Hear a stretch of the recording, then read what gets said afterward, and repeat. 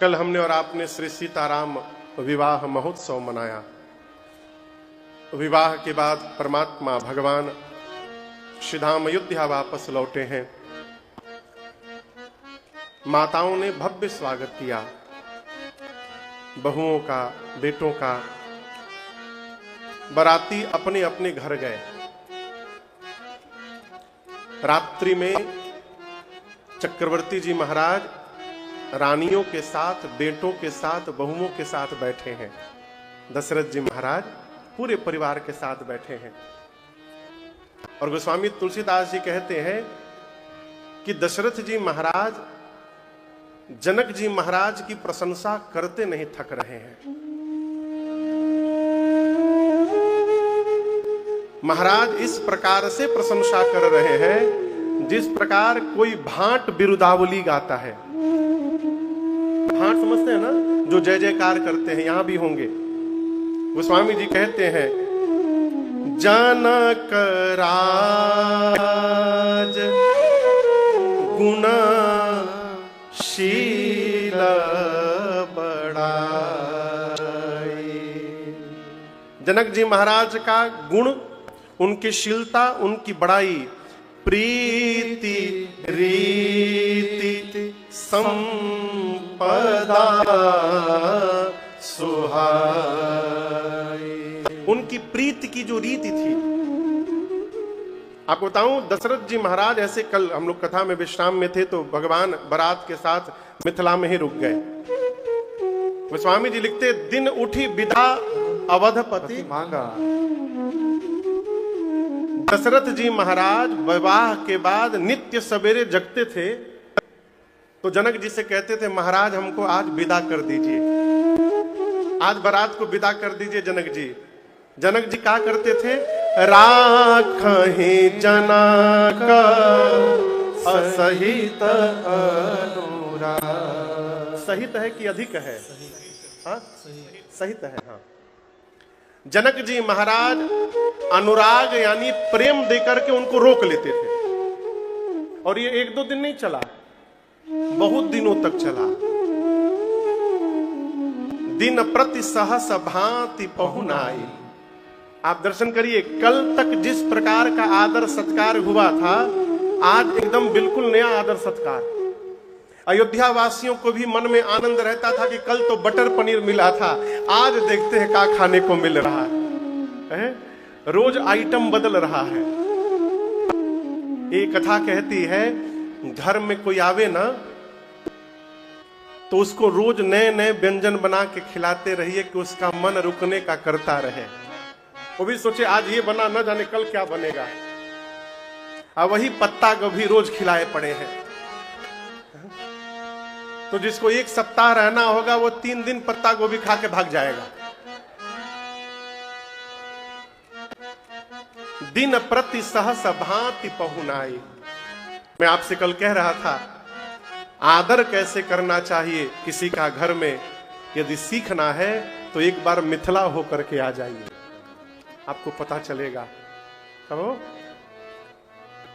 श्री दशरथ जी महाराज बहुबिति भूप भांट जिमि बरनी, रानी सब प्रमोदित सुनि करनी।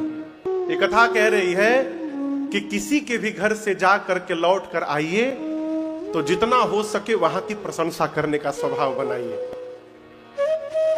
कमी न ढूंढिए माई बाप, कमी ढूंढिएगा तो सब जगह कमी दिखाई पड़ेगा। अच्छाई ढूंढिएगा तो शत्रु के घर में भी अच्छाई दिखाई पड़ जाएगा आपको। महाराज ने इतनी प्रशंसा की रानियों से, बच्चों से। बच्चे तो थे ही वहां पर, माताएं गदगद हो गई हैं। उसके बाद महाराज रानियों से कहते हैं, बहुएं अभी छोटी छोटी हैं, चारों बहुएं छोटी छोटी हैं। महाराज कहते हैं, बहु लरिकनी पर घर आई। लरिकनी मतलब लड़िका है, अभी छोटी हैं। बहु लरिकनी पर घर आई। पर घर आई का मतलब पराए घर में आई नहीं है, जन्म से लेकर अब तक पराए घर में थी, अब अपने घर में आ गई है। ये नहीं कि पराए घर में बिटिया चली जाएगी, नहीं, वही उसका अपना घर है। यदि ये अपना घर होता तो यहां छोड़ के क्यों जाती वहां पर। महाराज इस भाषा का धर्ष ध्यान रखिए, क्या कहते हैं चक्रवर्ती जी, बहु लड़कनी पर घर आई, पर घर से अपने घर में आई हैं। माताएं सुन रही हैं। महाराज कहते हैं बहुएं लड़ी कहां हैं, इनको कुछ पता नहीं है अभी व्यवहार, इनको कैसे आप लोग रखिएगा। कौशल्या जी पूछी कैसे रखना है। दशरथ जी कहते हैं राखे हूं नयना पलक की नाई। क्या बात। जिस प्रकार पलकें नेत्र की रक्षा करती हैं, महाराज कह रहे हैं जिस प्रकार पलकें आंख की रक्षा करती हैं, बहुएं लड़का हैं, आप मां हैं, आज के बाद आप सब लोग मिलकर इन बहुओं की रक्षा करिएगा, ये मेरी आज्ञा है। आप कितनी अद्भुत बात। महाराज बता रहे हैं, समझा रहे हैं। इधर चारों बहुएं और चारों बच्चे, राम जी, लक्ष्मण जी, भरत जी, शत्रुघ्न जी, सब छोटे छोटे तो हैं अभी, सब लोग सुन रहे हैं पिताजी की बात, बोल नहीं सकते, पिताजी नींद आ रही है, उसी में बैठे बैठे जम्हाई ले रहे हैं। महाराज की दृष्टि गई तो महाराज ने माताओं से कहा लरिका श्रमित उनीद बस शयान करा। बच्चे थक गए हैं, जम्हाई आ रही है, नींद में है, एक काम करिए आप लोग जाकर बच्चों को सुलाइए। इतना कह के अस कहिगे विश्राम गृह राम चरण चितला। श्री राम जी के श्री चरण को हृदय में रखकर महाराज दशरथ सोने चले गए और रानियों से कहे कि बच्चों को आप लोग सुलाइए। माताओं ने सबसे पहले बहुओं को सुला दिया। भरत जी, लक्ष्मण जी, शत्रुघ्न जी सो गए, राम जी अभी नहीं सोए थे। राम जी के पास तीनों माताएं आकर के बैठ गई। तीनों माताएं कौन कौन? सबसे पहले कौशल्या जी, कैकेयी जी और सुमित्रा मैया, तीनों माताएं राम जी के निकट आकर के बैठ गई। राम जी अभी सोए नहीं है, सब लोग सो गए। कौशल्या मैया ने कहा राम एक बात तुमसे कहूं। राम जी ने कहा कहिए मां। मां ने कहा तुम भगवान हो ना। राम जी मुस्कुराए। मां ने कहा यदि तुम भगवान हो राम तो ब्रह्मा जी से मेरी बात कह देना। राम जी बोले कौन सी बात मां?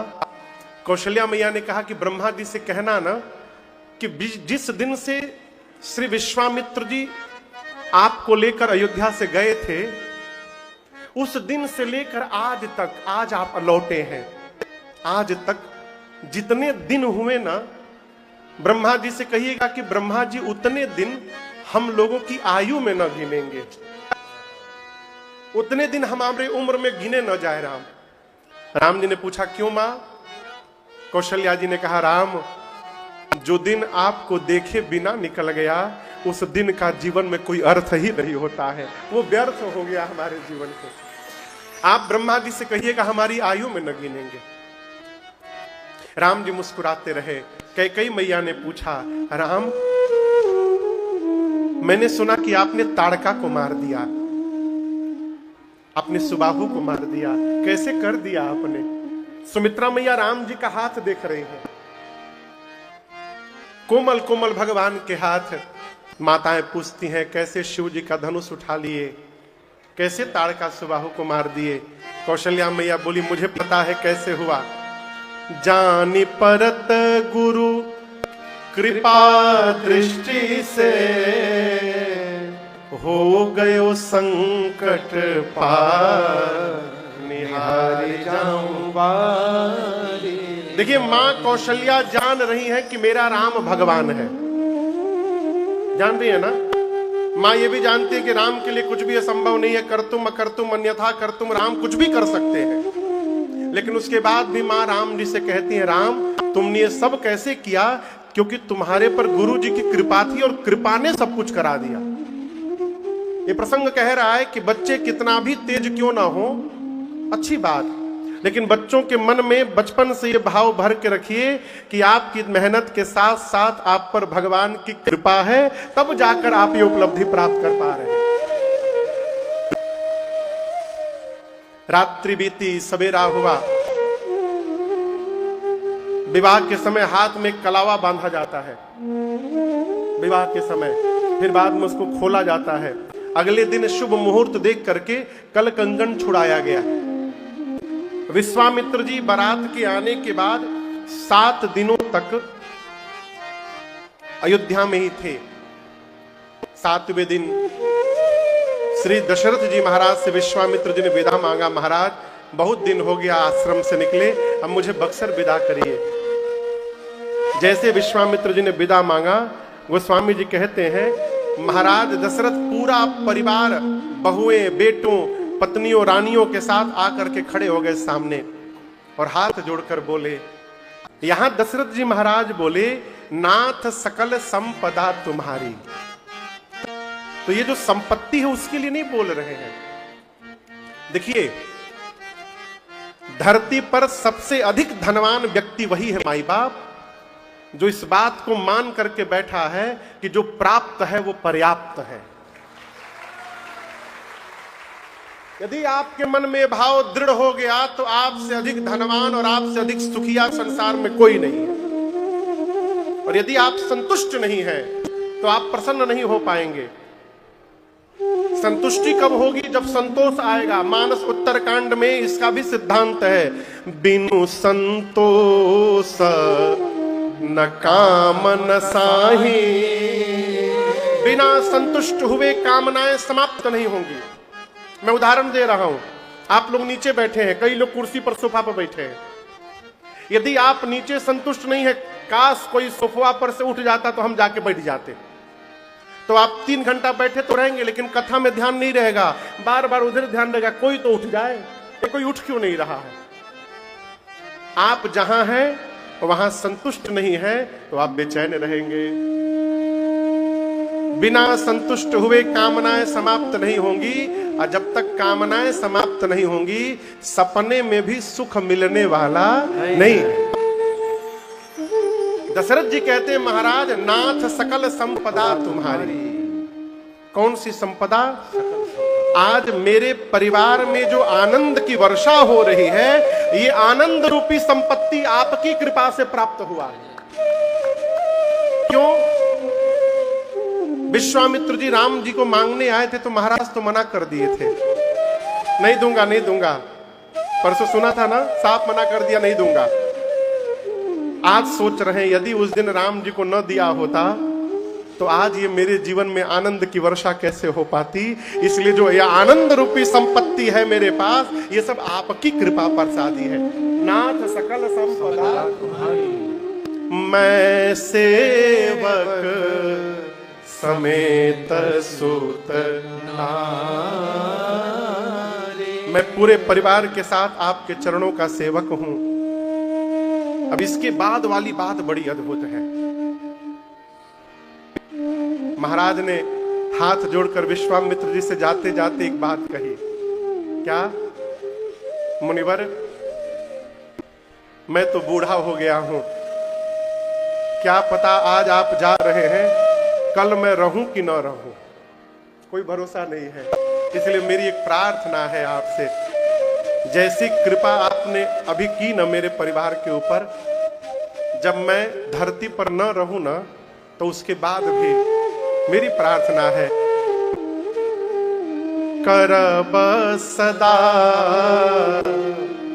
लड़ी कन पर छो। क्या कहा? मेरे न रहने के बाद भी मेरे बच्चों पर ये कृपा बना के रखिएगा। और जब तक मैं जीवित हूं दर्शन देत रहब मुनि किसी भी संत के पास जाइए तो ये ना पूछिए कि पेट गुड़गुड़ात है कैसे ठीक होगा। लोग ऐसा प्रश्न करते हैं, महाराज पेट में बहुत दर्द है, दवाई खाओ, इनो पियो। तना महाराज फूंक दीजिए, फूंक देने से कुछ होगा? इस भ्रम से बाहर निकलिए आप लोग। यदि बीमारी है तो केवल दवाई से ठीक होगी और कुछ काम नहीं करेगा। किसी के छू देने से या किसी के फूंकने से बीमारी नहीं जाएगी। यदि छूने से दवाई बीमारी चली जाती तो राम जी लक्ष्मण जी को ठीक करने के लिए वैद्य क्यों बुलवाते? सुसेन वैद्य को। राम जी छू के फूंक के ठीक कर देते। वैद्य जी आए तो दवाई क्यों मंगाए? संजीवनी बूटी क्यों मंगाई गई? बिना दवाई लक्ष्मण जी ठीक हो गए होते। बीमारी है तो दवा से जाएगी। फिर महाराज किसी भी संत के पास जाइए और पूछना है तो पूछिए, प्रभु विपरीत से विपरीत परिस्थिति में भी भगवान पर से विश्वास कम न हो, इसका आशीर्वाद दीजिए मुझे। किसी भी परिस्थिति में भगवान से मन हटे ना हमारा। आपकी कृपा दृष्टि परिवार पे बनी रहे, इसके आशीर्वाद दीजिए। यही महाराज मांग रहे हैं। करब सदा लड़िकन पर छोहु, दर्शन देत रहब मुनि मुहु। आशीर्वाद दिया श्री विश्वामित्र जी ने। महाराज ने दंडवत किया है। विदा लेकर चक्रवर्ती जी से विश्वामित्र जी गए और यहां पर गोस्वामी तुलसीदास जी बाल कांड की कथा पूर्ण करते हैं और आगे की कथा श्री अयोध्या कांड में प्रवेश करती है। प्रारंभ में गोस्वामी जी ने 3 श्लोक लिखे। भगवान शिव को वंदन किया, राम जी के मुख को वंदन किया और मेरे पीछे जो स्वरूप आप देख रहे हैं, नीलांबुज श्यामल कोमलांगम सीता समारोपित वाम भागम पाणौ महाशायक चारु चापम नमामि रामम। इस स्वरूप की वंदना की। और गोस्वामी जी कहते हैं जिस दिन से राम जी विवाह करके श्रीधाम अयोध्या आए हैं, उस दिन से अयोध्या में नित्य बधाई उत्सव मनाया जा रहा है। नित नव मंगल मोद बधाए। देखिए, प्रसन्न रहना भी एक स्वभाव है और रोना भी एक स्वभाव है। कई लोग झोपड़ी में भी नाचते हुए दिखाई पड़ते हैं और कई लोग महल में भी रहने के बाद लगता है मानो विपत का पहाड़ टूट गया हो उनके ऊपर। जब देखो उनको देखकर आप डिप्रेशन में आ जाएंगे। आज एक बड़ी मजेदार घटना घटी। दिन में हमसे एक लोग मिलने आए थे। हम लोग बैठे थे, बड़े प्रेमी लोग थे। बोले महाराज एक बात बताऊं, पिछले 7 सालों से आपकी कथा सुन रहा हूं और महाराज आपकी कथा सुनते सुनते मैं डिप्रेशन में चला गया। हमने क्या बोले? पहली बार मैं सुना। आज तक लोग कहते थे महाराज कथा सुन के डिप्रेशन से बाहर आ गया। अच्छा, उनके साथ एक लोग और थे गवाही देने, हाँ सही महाराज डिप्रेशन में चले गए थे। हमने तो अब तो नहीं सुनता ना, तो सुनता हूं महाराज। क्यों? तो फिर कथा ही डिप्रेशन से बाहर ले आई। मैंने डिप्रेशन में कैसे? वो कथा में इतने प्रवेश कर गए थे, भीतर चले गए थे कि दिन रात मन में उनके कथा ही चलता रहता था, कथा ही सोचते रहते थे। बोले महाराज 3 साल में डिप्रेशन में रहा, दवाई खाया, फिर बाहर आया। हम कि अब नहीं सुनते हो ना? बोले महाराज खूब सुनता हूं। उन्हें बच के सुनना भैया कहीं। आनंद में रहना स्वभाव है, प्रसन्न रहिए। एक आदमी बहुत हंसता था, हमेशा देखो तो प्रसन्नता में रहता था। तो उसका एक मित्र पूछा, ये बताओ तुम हमेशा प्रसन्न कैसे रहते हो? क्या उपाय है? कैसे? जब देखता हूं हर समय तुम एकदम आनंद में रहते हो, कैसे? बोला बड़ा सरल है। मैं रोज सवेरे जब जगता हूं ना, तो ये मान लेता हूं कि आज ही का दिन मेरे जीवन का अंतिम दिन है, इसलिए जितना आनंद करना है कर लो। ऐसी फार्मूला में मैं जीता हूं, इसलिए हमेशा आनंद में रहता हूं।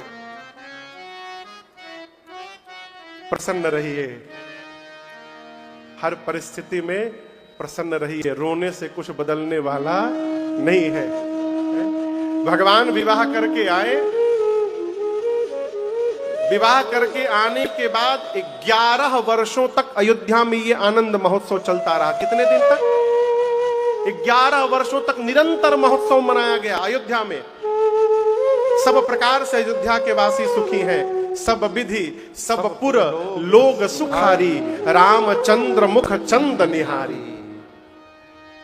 अयोध्या वासियों के मन में एक भाव है, महाराज तो बूढ़े हो गए हैं, यदि अपने जीते जी महाराज राम को युवराज पद पर बिठा जाएं, कितना आनंद हो जाएगा। आप अछत युवराज पद राम ही देव नरेश।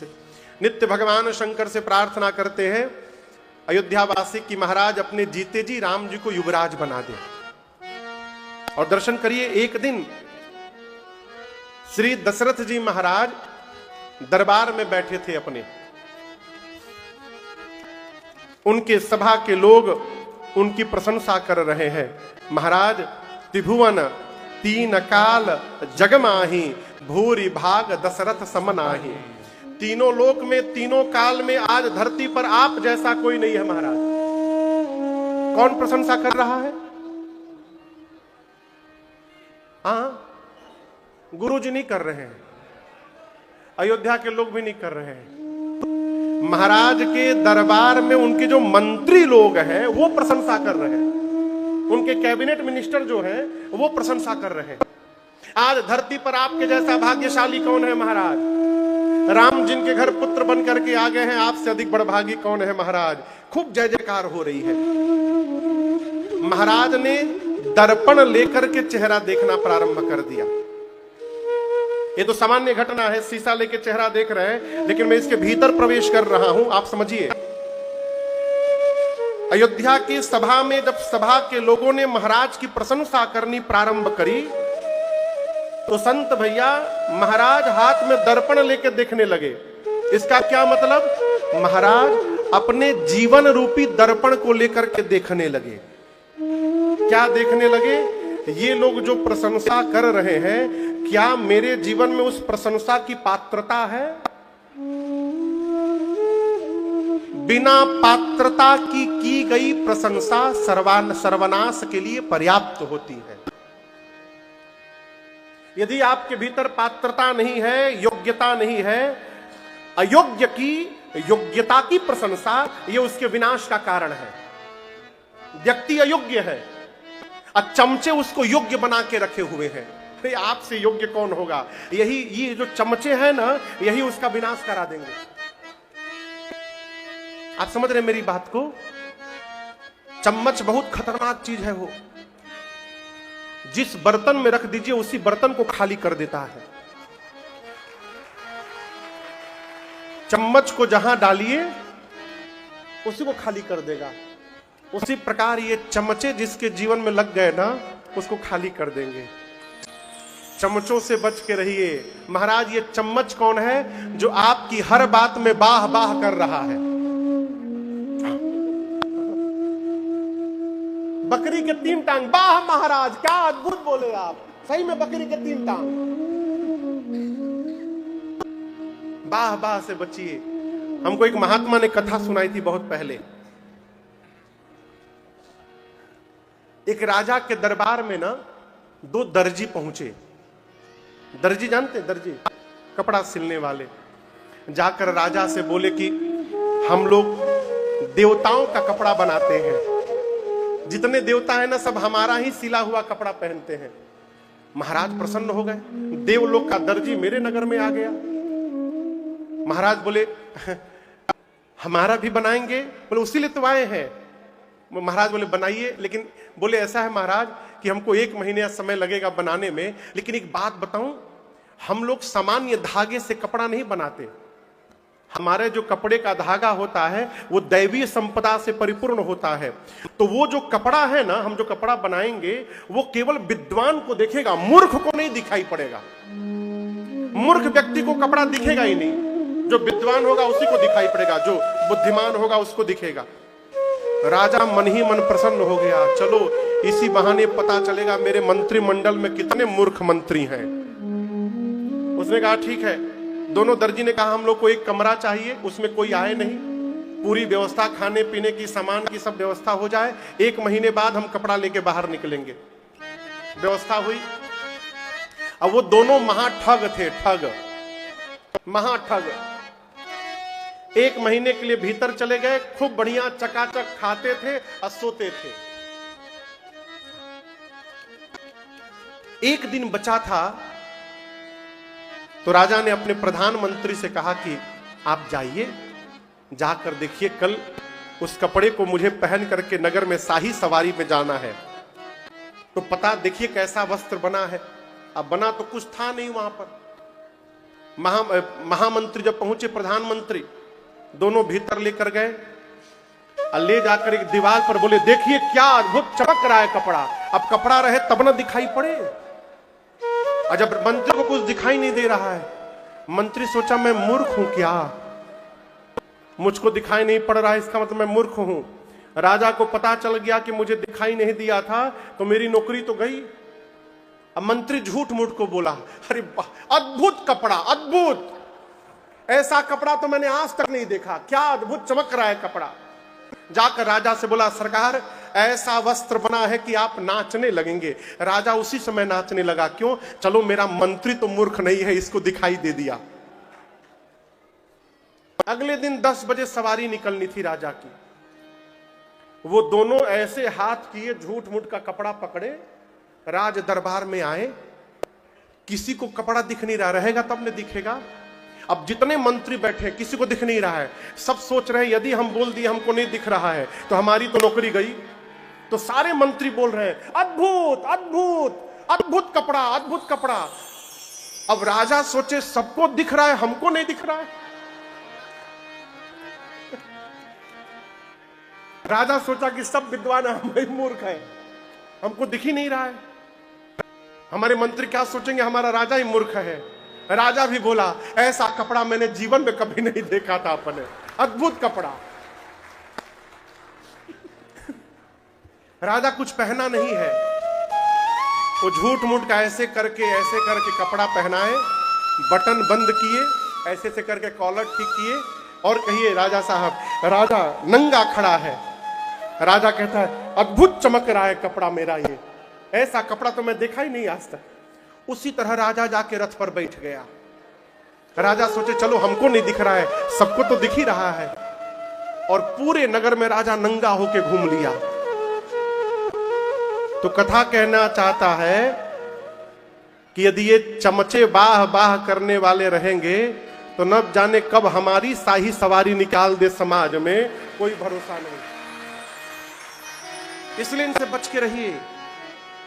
जीवन में प्रशंसा प्राप्त हो तो प्रशंसा हमारी योग्यता है कि नहीं, इसका ध्यान रखना चाहिए। महाराज ने अपने जीवन रूपी दर्पण में अपने जीवन का दर्शन किया कि जो कह रहे हैं मैं उसके लायक हूं कि नहीं हूं। महाराज को पता चला कि उनके कान के पास का केश श्वेत हो गया है। महाराज समझ गए ये केश हमसे कह रहे हैं कि हम लोग अपना रंग बदलना प्रारंभ कर दिए हैं, आप अपना रंग कब बदलिएगा। नृप युवराज राम कहूं देव। महाराज राम को युवराज बना करके निश्चिंत हो जाइए। गुरुदेव भगवान के पास दौड़ कर गए चक्रवर्ती जी, जाकर चरणों में प्रणाम किए, कहे गुरुदेव एक ऐसा मुहूर्त बताइए जिस पर मैं राम का अभिषेक कर सकूं। गुरुदेव ने कहा महाराज मुहूर्त पर राम का अभिषेक नहीं होगा, मैं कहता हूं बेगी विलंब न करिय नृप साजिय सबुए समान। बेगी करिए, क्या करिए? बेगी। बोलिए बोलिए, बेगी मतलब तुरंत। विलंब न करिए नृप, विलंब मत करिए। देखिए एक ही बात को कहने के लिए गुरु जी ने दो दो शब्द का प्रयोग किया। बेगी करिए, विलंब मत करिए, दोनों का अर्थ एक ही होता है। महाराज मुहूर्त पर राम का अभिषेक नहीं होगा, आप जिस समय राम का अभिषेक कर देंगे वही श्रेष्ठ मुहूर्त में परिवर्तित हो जाएगा, इसलिए तुरंत करिए महाराज। गुरुदेव भगवान की बात महाराज सुने, कहें गुरु जी तो ठीक ही बोल रहे हैं, परंतु मैं आज नहीं कल करूंगा। कब करूंगा? और इसी कल ने महाराज को बेकल बना दिया, चक्रवर्ती जी के जीवन में नहीं आया। क्यों? क्या हुआ आप सब जानते हैं। रात में ही राम जी ने देवताओं को प्रेरित करके सरस्वती जी को बुलवाया। अब मंथरा की मति पलटवा दी, उल्टी हो गई मंथरा की मति। मंथरा ने जाकर मां कैकेयी को समझाया और कैकेयी मैया ने महाराज से 2 वरदान मांग लिया।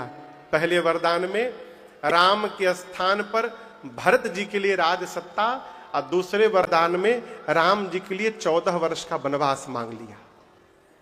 मां कैकेयी ने जो कुछ भी किया अपने मन से नहीं किया। किसके मन से किया? राम जी के मन से किया है।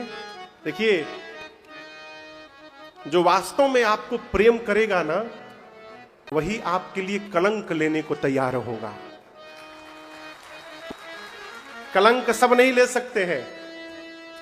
राम जी का कार्य पूर्ण हो जाए इसलिए मां ने अपने ऊपर कलंक ले लिया। रखा नहीं खुद को किसी काम का, लेकिन राम को राम बना दिया। किसने? मां कैकेयी ने। राम जी के साथ लक्ष्मण जी और सीता मैया भी बन जाने को तैयार हो गए।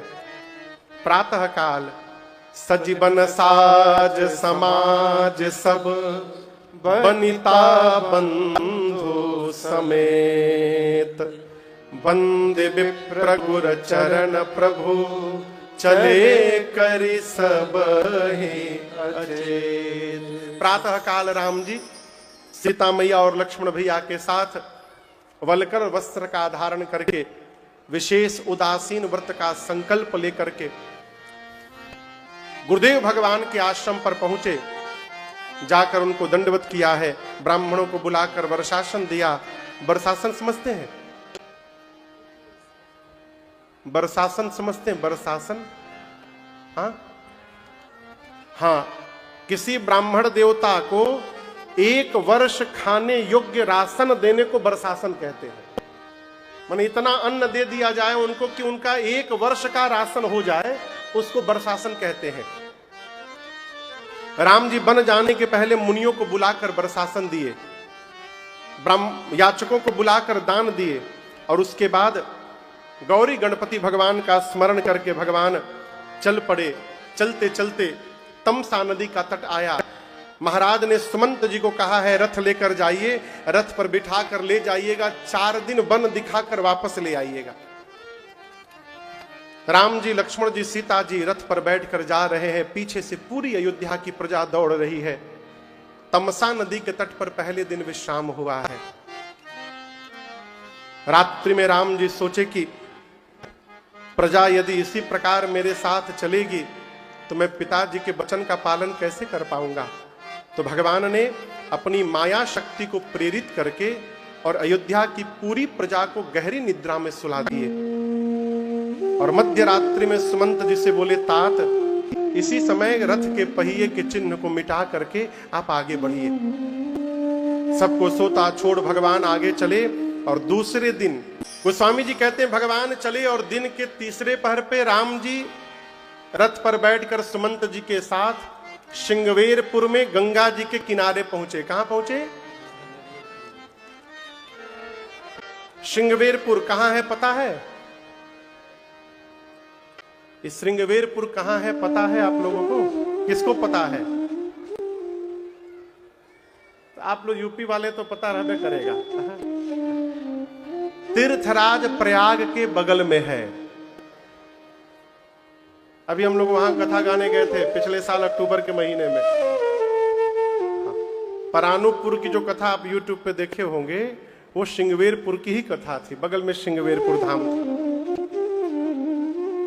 श्रृंगवेरपुर भगवान पहुंचे, गंगा जी का दिखाई पड़ी तो राम जी रथ से नीचे उतरे और उतर कर भगवान ने गंगा जी को दंडवत किया है। उतरे राम देव सरी देखी।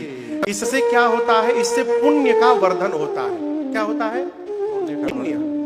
देखिए, धर्म के 4 पांव हैं। कितने पांव हैं धर्म के? नाम पता है चारों पैर के? सत्य, तप, दया और दान। सत्य, तप, दया, दान, ये धर्म। सीटी बज रही है। ये धर्म के 4 पांव हैं। चौकी देखें, चौकी के 4 पांव होते हैं ना, खटिया के, उसी प्रकार धर्म के 4 पांव हैं। सत्य, तप, दया और दान। युग कितने हैं? युग 4। सतयुग में धर्म के चारों पांव थे। सतयुग में धर्म अपने चारों पैर पे खड़ा था। सत्य भी था, तपस्या भी थी, दया भी था और दान भी था। लेकिन सतयुग के बाद जब त्रेता आया ना, तो त्रेता आने के साथ धर्म का एक पांव समाप्त हो गया। त्रेता युग में सत्य समाप्त हो गया। केवल तप, दया, दान 3 पांव पर धर्म खड़ा था। कब? कौन से युग में? त्रेता में। त्रेता के बाद द्वापर आया तो धर्म का एक और पांव समाप्त हो गया। सत्य और तपस्या समाप्त हो गई, दया और दान पर धर्म खड़ा रहा। द्वापर के बाद अब कलयुग आया है, तो कलयुग में एक और पांव टूट गया धर्म का। दया भी समाप्त हो गई। अब कलयुग में केवल दान बचा हुआ है। गोस्वामी जी कहते हैं, प्रगट 4 पद धर्म के, कलिमहु एक प्रधान, जेन के न विधि दीन है, दान करे कल्याण। तो कलिकाल में धर्म का केवल एक साधन है, दान। ठीक? अब दान के लिए रुपया चाहिए, हवा में तो दान होगा नहीं। तो यदि आप धर्म पालन करना चाहते हैं, दान करना चाहते हैं, तो दान के लिए अर्थ की आवश्यकता है। लेकिन हम आपको कहना चाह रहे हैं, यदि आप जीवन में पुण्य कमाना चाहते हैं, तो पुण्य के लिए 1 कौड़ी का खर्चा होने वाला नहीं है। बिना रुपया खर्चा किए पुण्य बढ़ेगा जीवन में। ये कैसे महाराज? ये कैसे संभव है? तो पुण्य है क्या, ये समझिए। राम जी कहते हैं लक्ष्मण जी से, पुण्य एक। पुण्य कितना है? जगमहु नहीं दूजा। संसार में केवल एक पुण्य है, क्या? मन, क्रम, वचन, विप्रपद पूजा। मन से, वचन से, कर्म से विप्र के चरण में प्रीति हो जाए, यही पुण्य को जन्म देता है। अब यहां समझिए, विप्र कौन? विप्र कौन? विप्र की कोटि में कौन कौन आता है? तो जितनी पवित्र नदियां हैं, ये विप्र है।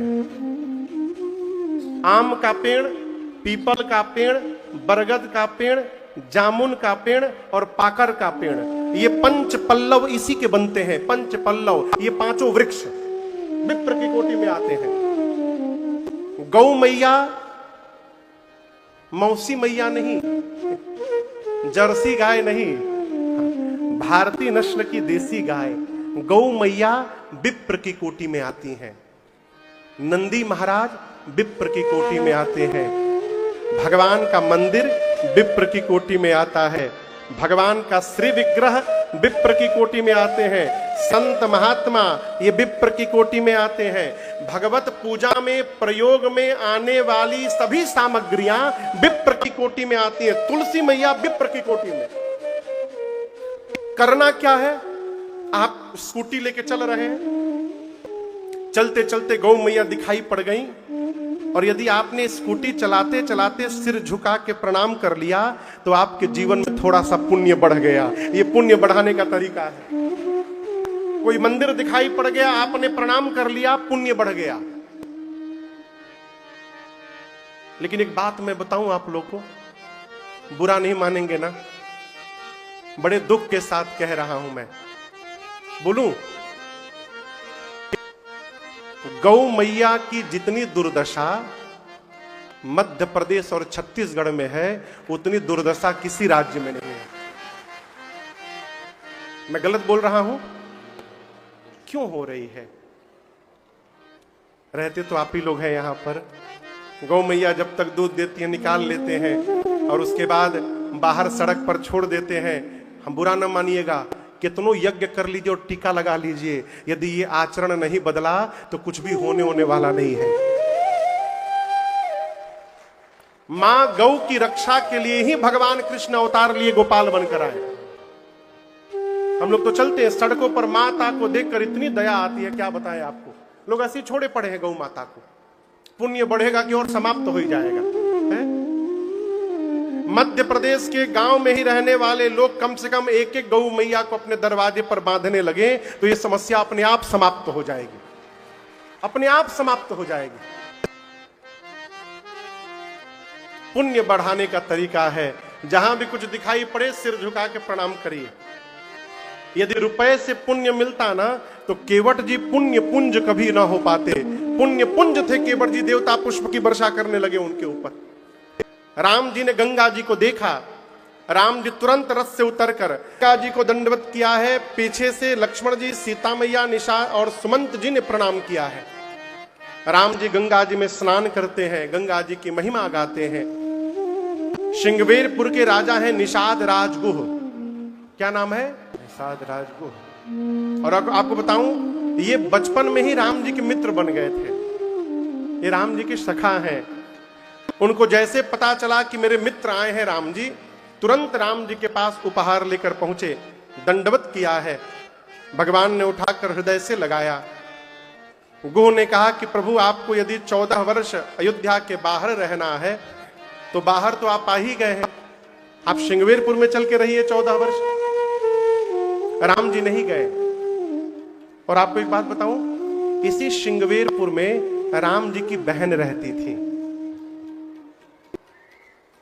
कौन बहन? उनका नाम था शांता। सुमित्रा मैया की बेटी थी शांता जी, और उनका विवाह श्रृंगी ऋषि के साथ हुआ था। कौन श्रृंगी ऋषि? जो राम जी के जन्म के लिए यज्ञ कराए थे, पुत्र कामेष्ठी यज्ञ। महाराज दशरथ के एक मित्र थे रोमपाद। उनके घर में कोई पुत्र संतान नहीं थी, न बेटा न बेटी। दशरथ जी वचन दिए कि मैं अपनी पहली संतान को आपको दे दूंगा। तो जब शांता मैया का जन्म हुआ तो दशरथ जी ने शांता मैया को रोमपाद जी को दे दिया। उन्हीं घर में बढ़ने लगी। एक बार वहां अकाल पड़ा तो कई वर्षों तक अकाल रहा, त्राहिमाम हो गया। श्रृंगी ऋषि गए, इनके जाने के बाद यज्ञ हुआ, फिर वर्षा हुई तो प्रसन्न होकर रोमपाद जी ने शांता मैया का विवाह श्रृंगी ऋषि से करा दिया। और वो श्रृंगी ऋषि इसी श्रृंगवेरपुर में रहते थे। उनके नाम से ही इस नगर का नाम श्रृंगवेरपुर था। श्रृंगी ऋषि रहते थे। राम जी को पता है कि इसी नगर में मेरी बहन रहती है। निषाद जी ने कहा प्रभु भीतर चलिए। राम जी बोले नहीं, मैं विशेष उदासीन व्रत का संकल्प लेकर आया हूं और इस नियम के अनुसार मैं 14 वर्ष किसी भी गांव नगर में नहीं जा सकता। ऐसा सुनकर निषाद राजगुह ने नगर के बाहर एक शीशम के वृक्ष के नीचे चटाई बिछवाई कुशा की और रात्रि में कंदमूल पाकर प्रभु मां के साथ उसी कुशा की चटाई पर विश्राम कर गए, सो गए। लक्ष्मण जी थोड़ी देर सेवा करने के बाद दूर विरासन लगाकर पहरा देने के लिए बैठ गए। निषाद राजगुह अपने सेवकों को बुलाकर बोले देखो, मुझे एक बात पता चली है। कल रात्रि में राम जी तमसा नदी के किनारे रुके थे और जब अयोध्यावासी रात में सो गए ना तो राम जी उनको छोड़ करके चले आए हैं। कहीं हम लोग रात में सो जाएं और राम जी हम लोगों को भी छोड़ के रात में आगे चले जाए तो क्या होगा सवेरे। तो अपने मुख सेवकों को बुलाकर कहा जहां राम जी सोए हैं चारों तरफ पहरे में खड़े हो जाओ पूरी रात के लिए, राम जी को जाने नहीं देना है रात्रि में। सारे सेवक पहरे में खड़े हो गए चारों तरफ। पहरा लगाकर निषाद राजगुह जब भगवान के निकट आए और कुशा की चटाई पर सोते हुए देखे तो रोने लगे। कैकय नंदिनी मंदमते कठिन कुटिलपन के जेहि रघुनंदन जानकी सुख अवसर दुख दीन। महाराज, दशरथ जिसके ससुर हो और जनक जिनके पिता हो, उन जानकी को कुशा की चटाई पर सोना पड़ रहा है, जो दूध के फेन से भी, फेन समझते हैं फेन, दूध के ऊपर जो झाग होता है, जो दूध के फेन से भी अधिक श्वेत बिस्तर पर सोती थी, वो जानकी आज भूमि पर शयन कर रही है। कैकेयी जी ने बहुत बुरा किया, कैकेयी मंदमती हो गई है, उसने राम जी के जीवन में दुख का बीज रोप दिया है। लगे मां कैकेयी को भला बुरा कहने, कौन? निषाद राजगुह। लक्ष्मण जी वहीं बगल में ना पहरा दे रहे थे। यहां एक बड़ी अद्भुत बात देखिए, जीवन भर संबंध बना के रखना है ना, तो बुराई सुनना बंद कर दीजिए। और यदि आपने सुनना प्रारंभ किया तो गलत बात भी 100 बार सुनने के बाद सत्य दिखाई देने लगता है। लक्ष्मण भैया बैठे हैं और निषाद राजगुह मां कैकेयी को भला बुरा सुनाने लगे। लक्ष्मण जी मन में बोले, ये बाहर का आदमी मेरी मां को भला बुरा कह रहा है। बोले, भाई साहब इधर आइए, मेरे पास आइए, आप इधर आके बैठिए। क्यों रो रहे हैं आप? निषाद जी ने कहा कि राम जी को बड़ा दुख हो गया है। लक्ष्मण जी बोले, एक बार देखिए तो राम जी को, जगे हैं कि सोए हैं? देख के बोले, सोए हैं। लक्ष्मण जी बोले, जिसको दुख होगा उसको नींद आएगी? नहीं आएगी ना, भैया तो चकाचक सो रहे हैं। और आपने कहा कि मां कैकेयी ने दुख दिया। निषाद जी, जीवन में न कोई किसी को सुख देता है, न जीवन में कोई किसी को दुख देता है। हम अपने किए हुए कर्म से सुखी होते हैं और हम अपने ही किए हुए कर्म से दुखी होते हैं। निषाद जी पूछे, क्या सब लोग सोए हैं? बोले, सोए तो हैं, लेकिन कुछ कुछ लोग जगे हुए हैं। लक्ष्मण जी कहें, जो जोगी है वो जगा हुआ है, लेकिन समझिएगा वो कितना जगे ही तो राम जी जान रहे हैं। जो सारंगी बजा रहे हैं वो कितना जगे वो तो भगवान जान रहे हैं। जो घर में रहते हुए अपने मन को परमात्मा के चरण में जोड़ के रखा हुआ है, वो जोगी है। इस चेतना में वो महापुरुष जी रहा है। वो ना घर छोड़े ना नौकरी छोड़े, है? परमात्मा का भजन करने के लिए कुछ छोड़ने की आवश्यकता नहीं है माई बाप, पकड़ने की आवश्यकता है। क्या पकड़ना है? भगवत नाम को पकड़ना है। ये नाम को पकड़ लीजिए, यही आपको भव पार लगा देगी। जो इस नाम के आश्रय में लगा हुआ है वो जगा हुआ है। आप किसी से कहिए ना समाज में कि भगवान का भजन करो, अभी उम्र है कोई करने की, 60 साल के बाद, 60 साल के बाद रहोगे तब न जपोगे। एग्रीमेंट हुआ है कि 60 साल तक रहेंगे यहां पर। लक्ष्मण जी बोले, निषाद जी, जो जोगी हैं वो जगे हैं। और हम आपसे कहें, ये राम जी जीव नहीं है, राम जी ब्रह्म है। राम ब्रह्म परमार्थ रूपा। राम जी के चरणों में प्रेम करना ही ये जीवन का असली परमार्थ है। सवेरा भया, राम जी ने निषाद राजगुह से बोल करके बरगद के वृक्ष के दूध को मंगाया और सिर पर केश में लगाकर भगवान ने लक्ष्मण भैया के साथ सिर पर जटाओं का मुकुट बनाया। सुमंत जी ने राम जी को वापस चलने के लिए निवेदन किया। सत्य की दुहाई देकर भगवान ने मना कर दिया। प्रभु ने सुमंत जी को बरबस अयोध्या की ओर भेजा और स्वयं गंगा जी को पार करने के लिए अब गंगा जी के तट पर राम लक्ष्मण सीता जी आ गए। यहीं से केवट भैया की कथा प्रारंभ होती है। केवट जी एक मल्लाह है। मल्लाह समझते हैं? जो नाव चलाता है। रात को जहां लक्ष्मण जी और निषाद राजगुह बात कर रहे थे आपस में, वहीं बगल में केवट जी खड़े थे और पूरी बात सुन लिए। क्या सुन लिए? राम ब्रह्म परमार्थ रूपा अभिगत अलख अनादि अनुपा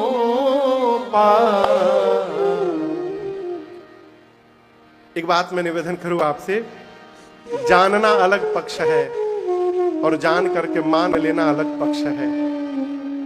लक्ष्मण जी ने निषाद राजगुह से बात कही थी कि राम जी जीव नहीं है, क्या है? बोलिए, राम जी क्या है?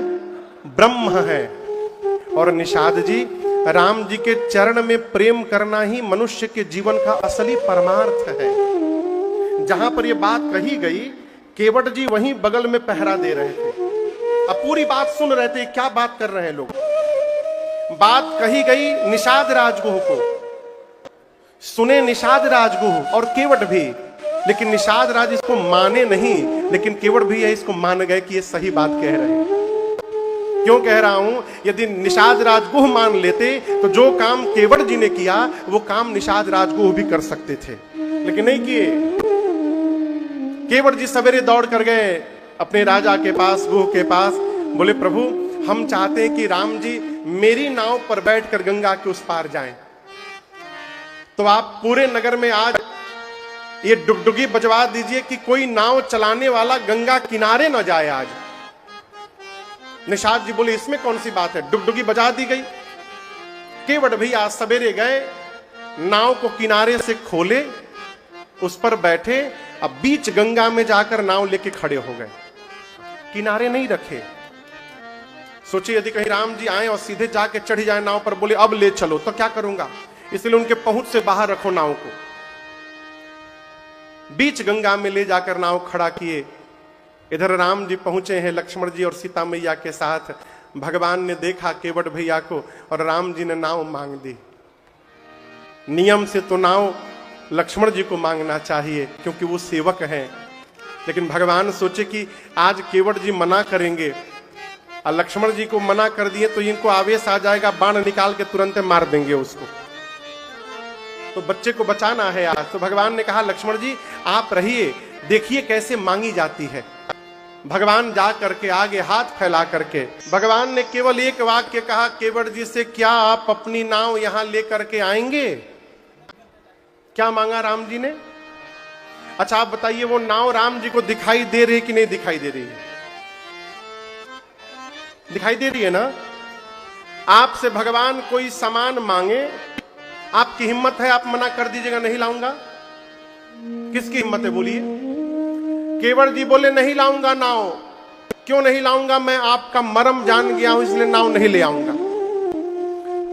केवट जी उस नाव को मना कर रहे जो सामने दिखाई दे रही है। मान लीजिए कोई सामान सामने ना दिखाए तो आदमी झूठ भी बोल दे। आप हमसे कुछ मांगने आइए, महाराज आपका पेन है ही नहीं। पेन पेन कहाँ है? क्यों? पेन तो बैग के अंदर दिखाई नहीं दे रहा, आप झूठ भी बोल सकते हैं। लेकिन भगवान जो वस्तु मांग रहे हैं, केवट जी उसी पर खड़े हैं। राम जी बोले नाव अपनी लेकर आएंगे यहां पर? बोले नहीं लाऊंगा। क्यों? मैं आपका मर्म जान गया हूं। लक्ष्मण जी बोले तुरंत, भैया आपके साथ जन्म से मैं लगा हूं, आज तक मैं आपका मर्म नहीं जान पाया। ये अभी अभी आए केवट बोल रहे हैं मर्म जान गया। कैसे जान गए? राम जी बोले आई डोंट नो, मुझे नहीं पता कैसे जान गए, आप ही पूछो कैसे जान गए। लक्ष्मण जी पूछे कौन सा मर्म जान गए हो? केवट जी बोले वही जो आप नहीं जानते हैं। लक्ष्मण जी बोले साफ साफ बताओ क्या जानते हो तुम? केवट जी बोले कि मैं जानता हूं आपके भैया कौन है। लक्ष्मण जी बोले मेरे बड़े भैया हैं, और क्या जानना है इसमें? बोले नहीं नहीं, वही तो बात है जो मैं जानता हूं आप नहीं जानते हैं। क्या जानते हो? केवट जी बोले देखिए लक्ष्मण जी, ये नाव चलाना ना मेरा खानदानी काम है। बाबा नाव चलाएं, बाबा के बाद बाबूजी नाव चलाएं, और बाबूजी के बाद मैं चला रहा हूं। डेली कई लोग आते हैं, नित्य सैकड़ों लोगों को इस पार से उस पार पहुंचाते हैं, उस पार से इस पार लाते हैं। लेकिन हम आपको एक बात बताएं, आज जिस प्रकार से राम जी ने नाव मांगी है ना, इस प्रकार से मेरे खानदान में किसी से नाव नहीं मांगी गई है। लक्ष्मण बोले इसमें क्या है? साफ साफ बोले आप अपनी नाव यहां लेकर आइए। बोले यही तो बात है, आज तक जो भी आया आदेश दिया, ए केवट नाव इधर लेकर आओ। लेकिन राम जी ने आदेश नहीं दिया, राम जी ने निवेदन किया है, क्या आप अपनी नाव यहां ले आएंगे?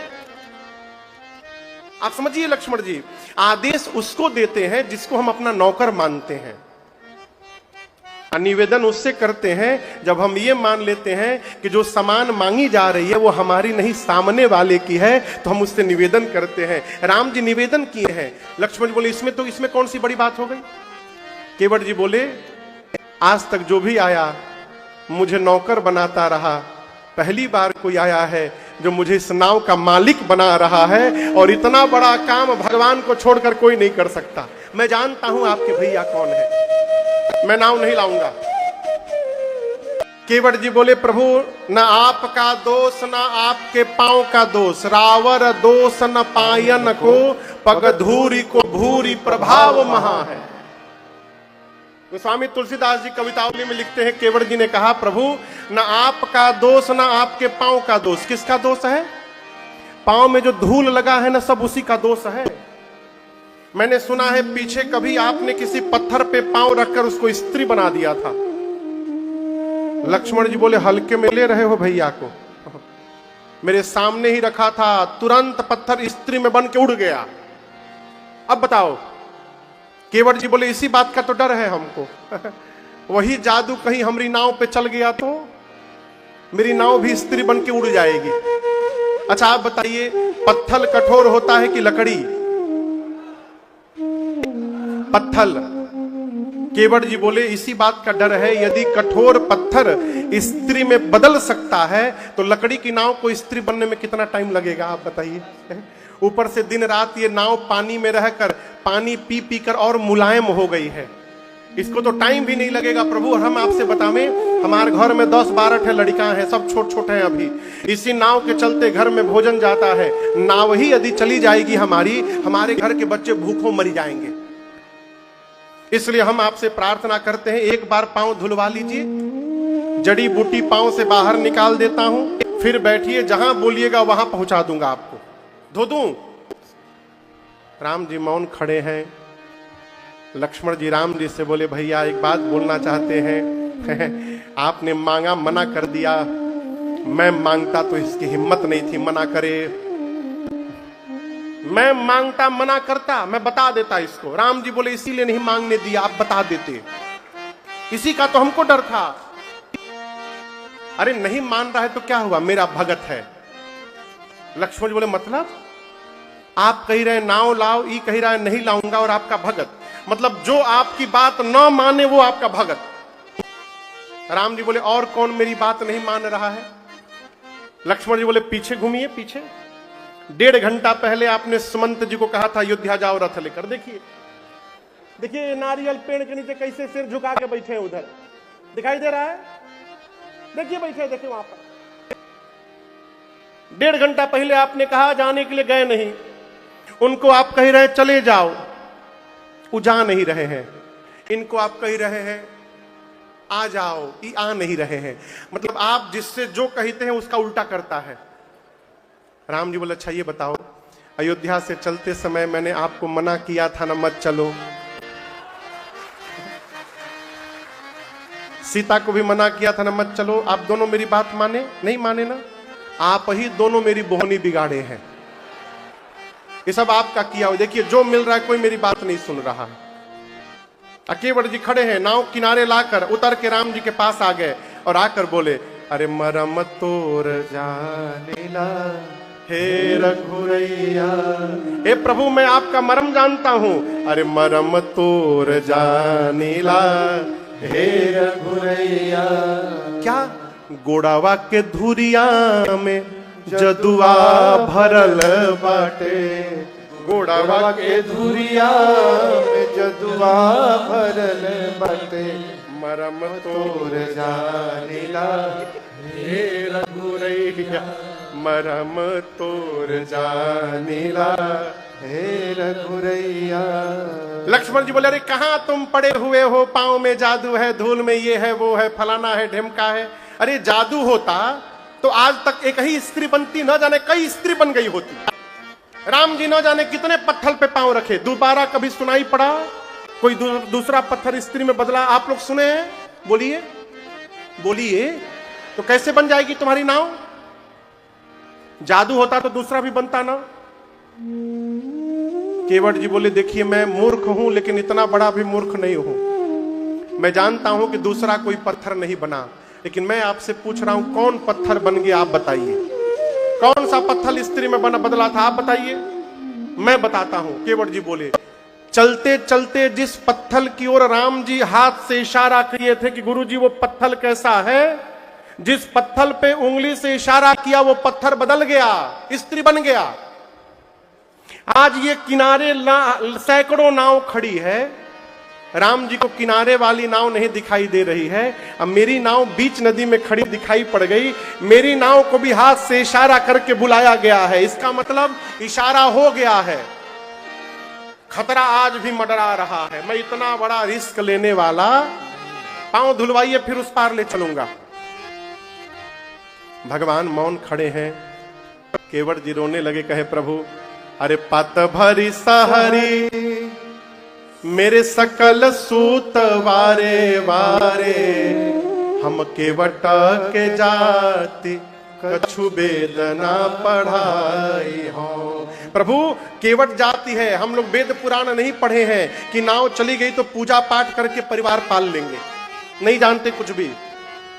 पूरा परिवार गरीब है, घर में रुपया नहीं है। आप ही बताइए, नाव चली गई तो हम दूसरी नाव कहां से ले आएंगे। और राम जी किसी को कितना भी सजा देनी चाहिए, लेकिन कभी किसी की रोजी रोटी के साथ खिलवाड़ नहीं करना चाहिए। राम जी ये नाव मेरी रोजी रोटी है, ये चली गई तो मेरे बच्चे भूखों मर जाएंगे। अच्छा पहले आप ये क्लियर करिए, आप हमारा उद्धार करने आए कि हमारी नाव का। हम सुने कि जो स्त्री बनती वो ब्राह्मणी हो जाती है, मतलब हम मल्लाह के मल्लाह रह जाएं, हमारी नाव ब्राह्मणी बन जाए, यही चाहते हैं आप। और दूसरी बात, घर में भोजन करने वाला एक मेंबर बढ़ जाएगा, आज जिससे भोजन आता है वो नौकरी चली जाएगी, साधन समाप्त हो जाएगा। ये तो दोहरा मार है हमारे ऊपर राम जी।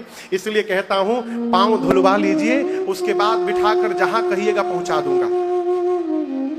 राम जी मौन। लक्ष्मण जी बोले भैया क्या बोलना है। राम जी बोले चुप रहो, देखो ये क्या क्या बोलता है। केवट जी बोले देखिए बोल नहीं पा रहे तो इशारा कर दीजिए। लक्ष्मण जी बोले क्या इशारा करें। बोले आप नहीं, आपके भैया नाव ये मांगे है ना, आप चुप रहिए। राम जी आपसे बोल रहा हूं, बात छोटी है सिर को, जब मैं बोलूं धो लूं तो 2 बार, बात छोटी है सिर को हिला दीजिए, पाव अपना प्रभु जी धुला दीजिए, पाव अपना प्रभु जी धुला दीजिए। केवट जी बोले इशारा कर दीजिए, इशारा हम धो देंगे। भगवान ने कुछ इशारा नहीं किया। केवट जी बोले धुलवाना है कि नहीं धुलवाना, साफ साफ बताओ हमको। यदि नहीं धुलवाना है तो साफ बोलिए, नहीं धुलवाना है तो मेरे पास दूसरा ऑप्शन भी है। लक्ष्मण जी बोले क्या ऑप्शन है। केवट जी बोले यही घाट ते थोड़ी के दूर है, कटी लो जल था दिखाई हो जो।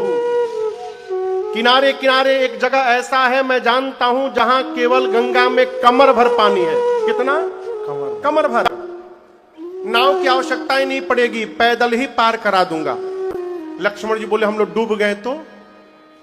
केवट जी बोले डरिए मत, आगे आगे लाठी लेके मैं चलूंगा, आप लोग पीछे से आइएगा, पैदल पार करा दूंगा। लक्ष्मण जी बोले 2 घंटा बर्बाद कर दिए तुम, पहले बताना चाहिए ना। बहुत सुंदर, अभी ले चलो। बोले रात में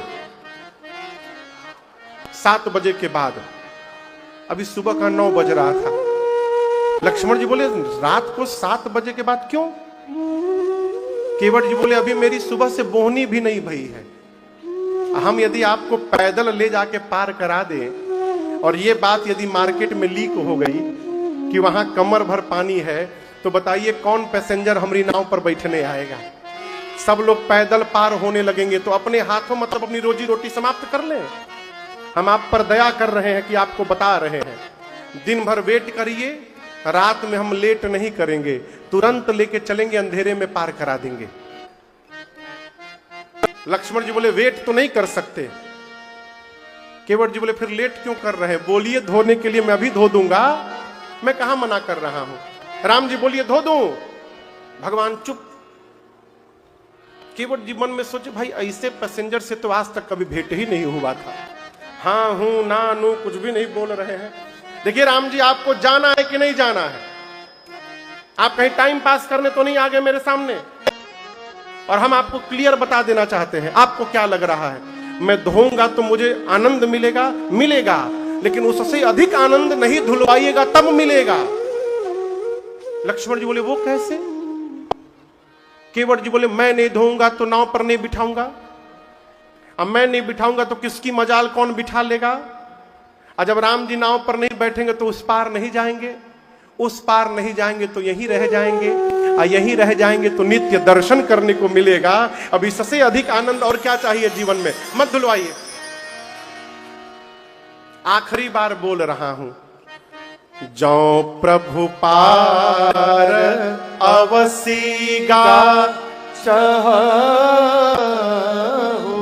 यदि वास्तव में आप पार जाना चाहते हैं, अब तक मैं कह रहा था पांव धोऊंगा, अब मैं नहीं कहूंगा, अब आपको कहना पड़ेगा, मोहि पद पदुम पखारन कहु।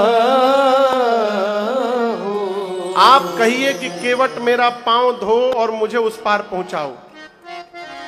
अब आप कल्पना करिए, गुरु जी चेला के घर गए, चेला कितना भी प्रेम करता हो गुरुदेव से, कौन गुरु जी चेला से कहेंगे कि हमारा गोड़ धो तुम? कोई कहेगा कि हम तुम्हारे घर आए हमारा पांव धो? कोई नहीं कहेगा। केवट जी बोले, जब आप कहिएगा तब मैं पांव धोऊंगा, ऐसे अपने मन से नहीं धोऊंगा। इसके बाद भी राम जी कुछ नहीं बोले। केवट भैया परेशान, आखिर बोल क्यों नहीं रहे हैं?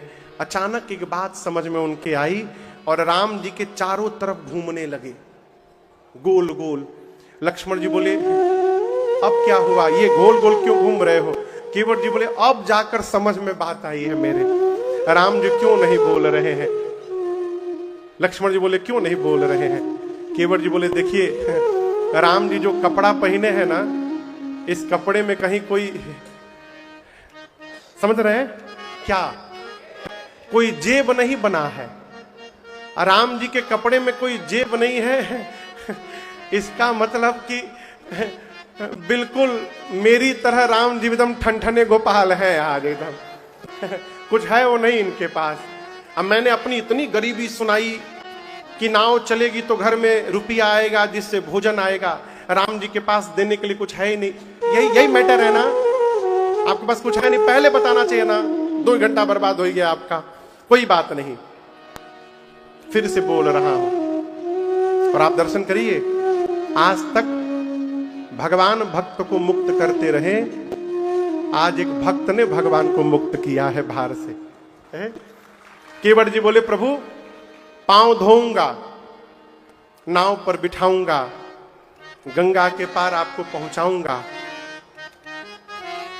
चिंता मत करिए राम जी, कुछ मांगूंगा नहीं आपसे, ऐसे ही पार उतार करके चला आऊंगा, मैं कुछ नहीं मांगूंगा। एक हम लोग हैं हो जो मांगने के लिए ही जाते हैं भगवान के सामने। केवट जी बोले, कुछ मांगूंगा नहीं राम जी। आपको विश्वास नहीं हो रहा होगा ना, तो आपकी सौगंध और आपके पिताजी की सौगंध लेता हूं राम जी, मैं कुछ नहीं मांगूंगा। और जैसे केवट जी ने महाराज और राम जी की सौगंध ली, लक्ष्मण भैया आग बबूला हो गए, निकाल के धनुष पर बाण खींच कर तान दे, मार दूंगा इसको। इसकी हिम्मत कैसे, पिताजी और भैया की सौगंध ले ली इसने, मार दूंगा बाण। केवट जी बोले, मैं डरने वाला नहीं हूं, तुरंत मारो, अभी मारो।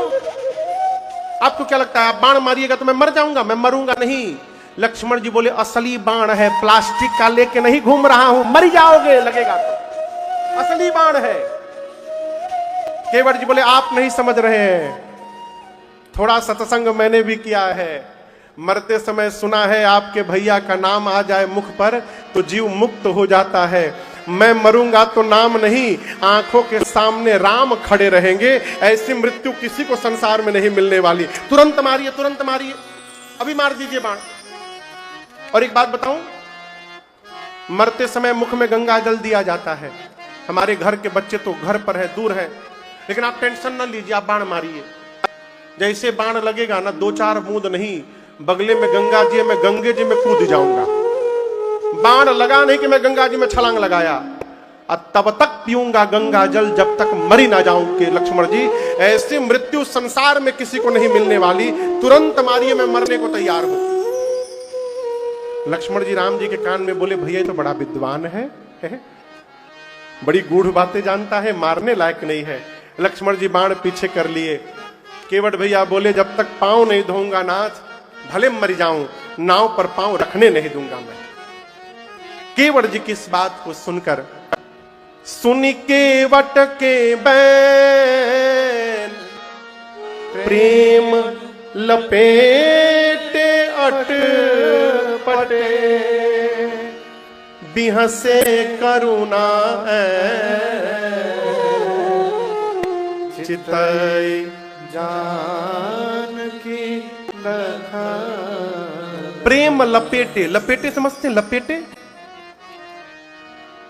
लपेटे समझते हैं का?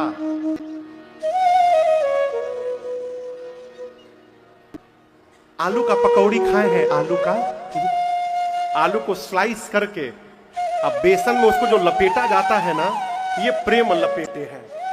उसी प्रकार अपनी शब्दों को प्रेम के बेसन में केवट जी लपेट लपेट के दे रहे हैं।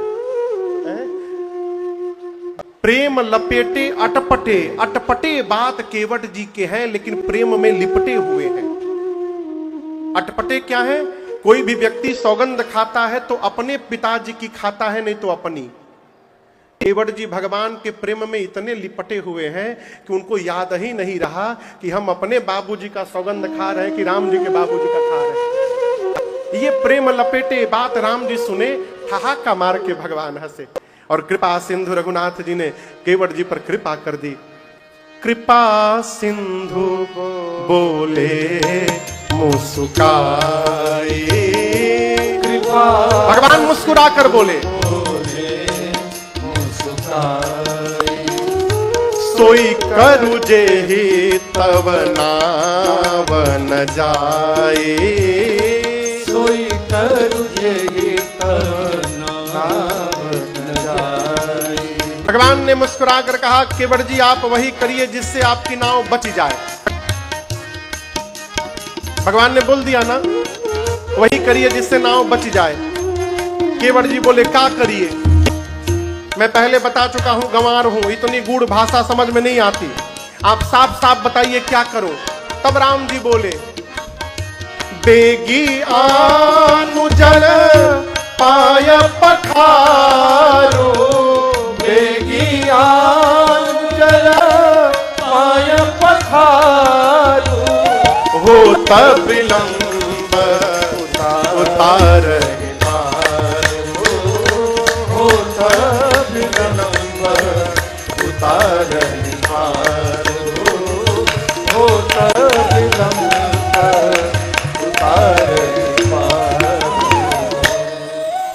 गोस्वामी जी कहते हैं, भगवान ने केवट जी को स्पष्ट कहा कि बेगी आनु जल पाय पखारो, तुरंत जल लाओ, पाय पखारू, पांव पखारो, हो तो विलंब, देरी हो रही है, उतार पारू, पार उतारिए। अब दर्शन करिए। अब तक केवट जी खड़े थे राम जी के आगे, और जैसे भगवान ने कहा पांव पखारो, केवट जी वहीं बैठ गए। केवट जी बैठ गए तो लक्ष्मण जी राम जी से बोले, भैया ये बैठ काहे गए? राम जी बोले, हमको क्या मालूम काहे बैठ गए, पूछो। लक्ष्मण जी बोले, क्यों बैठ गए आप? धोने के लिए बोल दिए हैं, 3 घंटा हो गया है खड़े खड़े, लाकर धो पाओ। केवट जी बोले, धोने के लिए बोले होते तो अब तक धो दिया होता। राम जी पखारने के लिए बोले हैं। लक्ष्मण जी बोले, भाई साहब दोनों अलग अलग है का? बोले, एक ही रहता तो 2 शब्द क्यों बनाया जाता? धोने का मतलब पानी लेके रगड़ के धो दो, और पखारने का मतलब कि साथ में पूरा परिवार चारों तरफ बैठा हो। अब परिवार के सामने धोने का नाम है पखारना। परिवार घर में है, अकेले कैसे पखार दे हम? लक्ष्मण जी राम जी से बोले, भैया इतना भारी शब्द क्यों बोले आप? सीधा सीधा बोले होते धोने के लिए। देखिए पखारने का कितना गंभीर अर्थ निकाले हैं ये। अब दर्शन, उस दृश्य का दर्शन करिए। राम जी खड़े हैं, दाहिनी ओर सीता जी, बाईं ओर लक्ष्मण जी, और केवट जी कहां हैं? सामने नीचे बैठे हैं। केवट जी हाथ जोड़कर बैठे, प्रभु कहिए तो जाकर परिवार को बुला के लाऊं। और लक्ष्मण जी बगल में खड़े, भैया से 3 घंटा हो गया, भैया कहीं नहीं जाना, तुम चुपचाप अकेले करो जो करना है, कहीं नहीं जाना तुमको। राम जी से लक्ष्मण जी बोले, भैया भेजिएगा मत इसको, पता नहीं गया तो आएगा कि नहीं आएगा, कहीं नहीं जाना, अकेले तुम धो जो करना है। अब राम जी को लक्ष्मण जी का भी भाव बचाना है और केवट जी का भी प्रेम बचाना है। लक्ष्मण जी से तो राम जी बोले, नहीं नहीं कहीं नहीं भेजना है इनको। और केवट जी को राम जी आंख से आंख मिलाएं, भगवान ने आंख से इशारा किया, जल्दी निकल लो। गोस्वामी जी कवितावली में संकेत करते हैं, प्रभु रुख पाई के, रुख यानी आंख का इशारा। जैसे इशारा मिला, केवट जी दौड़ के भाग गए। लक्ष्मण जी बोले, भैया बिना बोले भाग गया। राम जी बोले, भाग गया तो हम क्या करें? Do you have any option? कोई दूसरा उपाय है? नहीं ना, खड़े रहो चुपचाप। केवट जी दौड़े घर की ओर, खेत में से चिल्ला रहे हैं, ए पुनुआ टुनुआ मुनुआ चुनुआ कुनुआ झुनुआ। ये सब केवट जी के बच्चे हैं। बच्चों को चिल्लाए, पत्नी बच्चे सब खेत में जमा हुए। केवट जी बोले, देखो गंगा के किनारे जाओ, 2 राजकुमार हैं, एक सांवले एक गोरे, गोरके के पास भूल कर मत जाना, बहुत खतरनाक, हर बात में बाण निकाल लेता है मारने के लिए। जो सांवले वाले हैं ना, वो बोलते नहीं है, चुपचाप जाना सब लोग, उनको प्रणाम करना और चारों ओर से घेर करके बैठ जाना। पत्नी पूछी, प्रणाम तक तो ठीक है, ये घेर करके क्यों बैठना है? केवट जी बोले कि 3 घंटे से खड़ा किया हूं, 2 घंटा भी और करना है, घिरे रहेंगे तो भाग नहीं पाएंगे। केवट जी का परिवार आया, बंदी के चरण चहूं दीसी बैठे घेरी घेर। पूरा परिवार राम जी को घेर करके बैठ गया। लक्ष्मण जी राम जी से बोले, और धुलवाइए पांव। घेराबंदी शुरू हो गया। केवट जी के बच्चों से पूछे, कहां गए तुहार बाबूजी? बच्चे बोले, हम का जाने कहां गए। केवट जी घर में गए, काहे के लिए? किसमें पांव धोया जाएगा? बर्तन लेने के लिए। कठौता जानते हैं आप लोग? कौन कौन कठौता देखा है? इतना सुंदर स्टील का होता है ना कठौता। लकड़ी का होता है, स्टील में भी कई लोग हाँ कर रहे हैं। कठौता लकड़ी का होता है। किसका होता है? उसमें भी 2 होता है, एक कठौता और एक कठौती। कठौती का धार छोटा होता है और कठौता का बड़ा होता है। केवट जी सोचे, कठौती ले चलूं, कहीं जड़ी बूटी का असर हो गया तो स्त्री बन जाएगी। और कठौता पुलिंग है, असर भी हुआ कहीं लड़का बन गया तो आनंद हो जाएगा। फिर उसी लड़के से दिन भर के नाव चलवाऊंगा और शाम को हिसाब लूंगा मैं। छोटा सा कठौता, अरे छोटो सो कठौता भरी आनी पानी गंगा जू। छोटा सा कठौता, इतना छोटा कठौता लाए हैं कि उसमें राम जी का केवल एक ही पांव आएगा। कठौता लेकर केवट जी आए, कहे गंगा जी का पानी लेकर आया हूं, आनी पानी गंगा जू को। अच्छा बताओ, गंगा जी का जल होता है कि पानी होता है? हाँ? राम जी बोले, बेगी आनी जल पाए पखारो। राम जी बोले, गंगा जल ला के पांव पखारो। केवट जी बोले, गंगा जी का पानी लाया हूं। लक्ष्मण जी बोले, कितना बड़ा मूर्ख है, इसको पता नहीं गंगा जी का पानी नहीं, गंगा में जल होता है। केवट जी बोले, आपके लिए गंगा जल होगा। हम लोग इसी गंगा के किनारे रहते हैं, इसी में नहाते हैं, इसी में कपड़ा धोते हैं, इसी में बर्तन साफ करते हैं। गोमुख से तो गंगा जल बनकर निकली, लेकिन हम लोगों ने उस गंगा जल को गंगा पानी बना दिया। लेकिन राम जी उसी गंगा पानी को आपके चरणों से स्पर्श कराकर फिर से गंगा जल बनाने लाया हूं, इसलिए मैं गंगा जल नहीं गंगा पानी लेकर के आया हूं। लक्ष्मण जी बोले, इससे बड़ा बर्तन तुम्हारे घर में नहीं था, इतना छोटा लाए हो। केवट जी बोले, छोटा आदमी का सब सामान छोटा होता है। मेरी आंख से देखिएगा तो यही आपको बड़ा दिखाई देने लगेगा। राम जी अपना दाहिना पांव रखे, केवट जी रगड़ रगड़ के पांव धोए और उसके बाद पांव निकाल के पोंछ करके बाहर रखे, अब पूरा पानी पी गए। है प्रभु दाहिना बायां बाकी है, अभी फिर से लेके आता हूं। दोबारा गंगा जल लाए, बायां पांव रखे, रगड़ के धोए और धो के बैठ गए। अब पांव निकाल नहीं रहे हैं। राम जी बोले पांव निकालो मेरा बायां। केवट जी बोले प्रभु एक भूल हो गई प्रभु हमसे। राम जी बोले क्या कर दिए? बोले प्रभु दाहिना पांव धो दिया था, आप फिर से नीचे रख दिए, फिर धूल लग गया उसमें। तो राम जी बोले इससे तो जितनी बार धोगे उतनी बार लगेगा। बोले इसीलिए तो बायां नहीं निकाला हूं, इसीलिए नहीं निकाला। प्रभु बायां को मेरे गमछे पे रख दीजिए, दाहिना एक बार और धोना पड़ेगा हमको। लक्ष्मण जी बोले भैया आप डबल करने लगाइए। अब राम जी बोले चलो कोई बात नहीं, जल्दी लाओ। तीसरी बार गए, जल लाए, दाहिना पांव दोबारा धोए और तीनों बार का जल केवट जी पी गए। भगवान केवट के गमछे पे खड़े हैं। लक्ष्मण जी बोले हो गया, जो तुम चाहते थे पूरा हो गया, अब बिठाओ नाव पर ले चलो। केवट जी बोले क्या हो गया?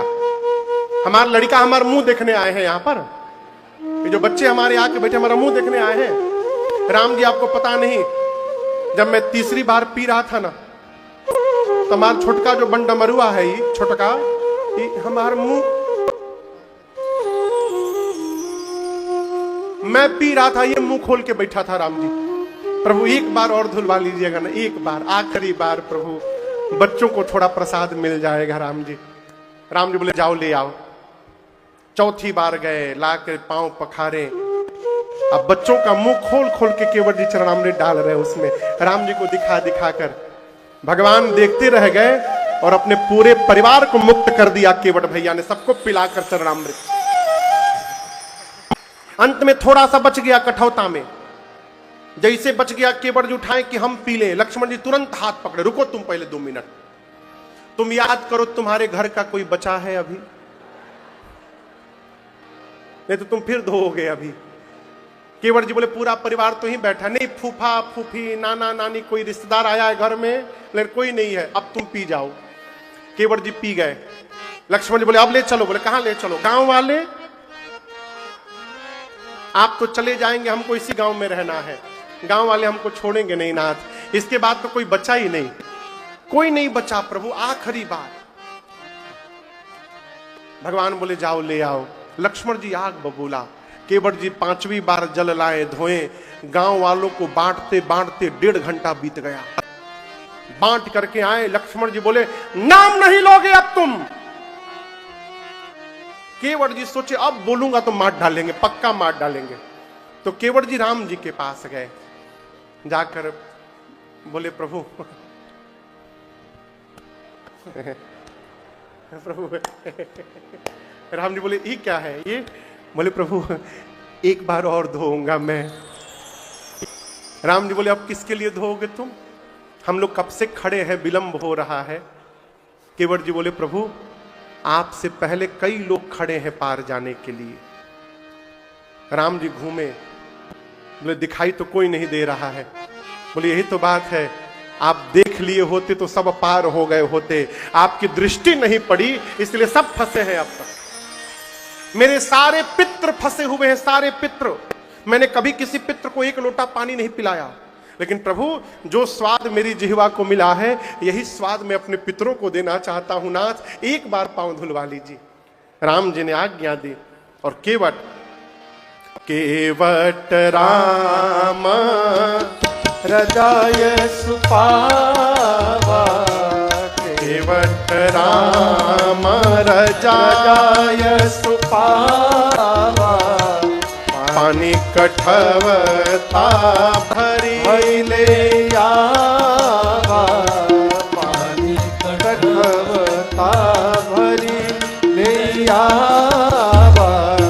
अति आनंद उमगी अनुरागा, अति आनंद उमगी अनुरागा, चरण सरोज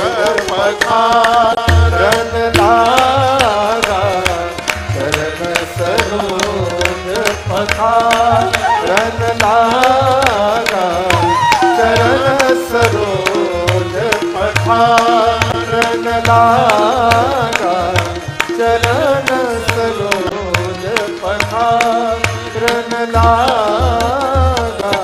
केवट जी भगवान के चरण को पखारे, देवता आकाश से पुष्प की वर्षा करते हैं और अपने पितरों को तर्पण करके केवट जी ने समस्त पितरों को मुक्त कर दिया। आपको एक बात बताऊं, केवट जी जब कठौते में गंगा जल लेकर गए और भगवान के चरण उसमें पड़े, तो बगल में बह रही गंगा जी में उफान आ गया। गंगा की धारा उफान मारने लगी। गंगा जी केवट जी से कहने लगी कि केवट जी मैं आपका जीवन पर्यंत ऋणी रहूंगी। क्यों?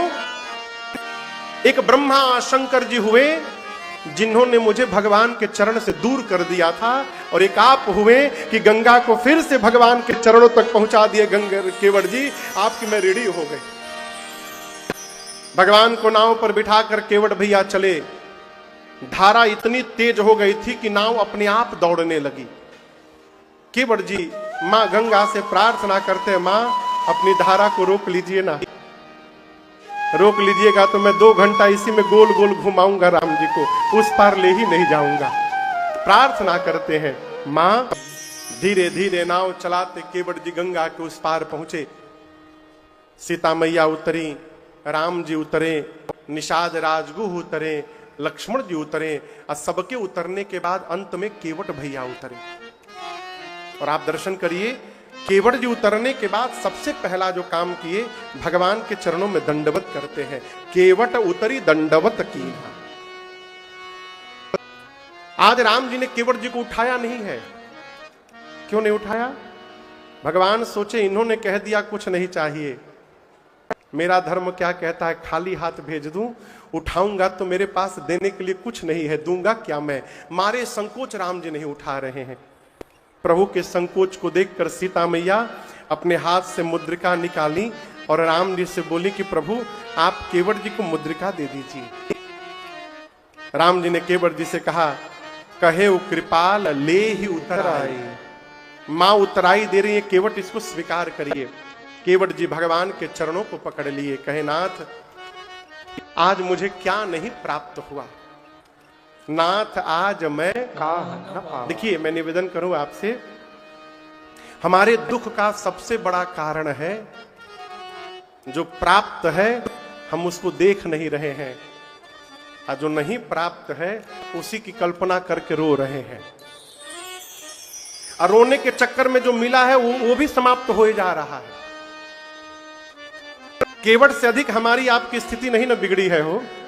केवट जी के घर में रात का भोजन नहीं है, राम जी सामने से दे रहे हैं सोने की अंगूठी ले लो, बोले नहीं चाहिए। क्यों नहीं चाहिए? जो मुझे आज प्राप्त हो गया है मेरे अंदर वो भी पाने की पात्रता नहीं थी प्रभु, आज क्षमता से अधिक प्राप्त हो गया है मुझे। राम जी ने कहा मैंने तो कुछ दिया ही नहीं। केवट जी ने कहा प्रभु आपने वो दे दिया है जो किसी को मिला ही नहीं। मैं जाति का मल्लाह हूं नाथ, और इस मल्लाह को आपने अपने चरण को स्पर्श करने का सौभाग्य प्रदान कर दिया। अब इससे अधिक जीवन में और क्या चाहिए मुझे? कुछ नहीं चाहिए प्रभु। और ये भी याद रखिए, केवट जी ऊपर के मन से नहीं बोल रहे हैं। कई लोग ऊपर के मन से कहते हैं नहीं चाहिए नहीं चाहिए, भीतर तो रामे जी जान रहे। उनको रुपया दीजिए, रुपया ये लीजिए, तुरंत करेंगे। इसकी क्या आवश्यकता थी बताइए? अरे आवश्यकता नहीं थी तो इधर कहां रख रहे हैं भाई? आप पकड़ी कहां रहे हैं? आदमी लेकर के तुरंत जेब में डालता है, इसकी कोई आवश्यकता नहीं है, और जाने के बाद तुरंत खोल के चेक करता कितना है इसमें। केवट जी ऐसा भी नहीं है, कहे प्रभु अब कछुनाथ न चाहिए मोरे, दीना दयाल अनुग्रह तो। प्रभु आपका अनुग्रह मिल गया मुझे कुछ नहीं चाहिए। अब कछुनाथ न चाहिए मोरे।